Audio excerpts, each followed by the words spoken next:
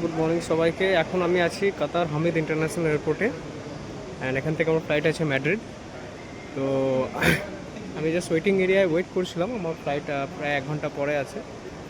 তো এয়ারপোর্টটা আমি একটু এক্সপ্লোর করছিলাম ঘুরে ঘুরে, তো আমার হঠাৎ একটা জিনিস চোখে পড়লো, ভাবলাম সবার সাথে শেয়ার করি।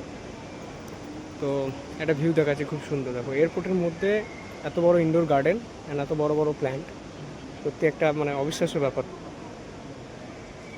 দেখো ভিউটা।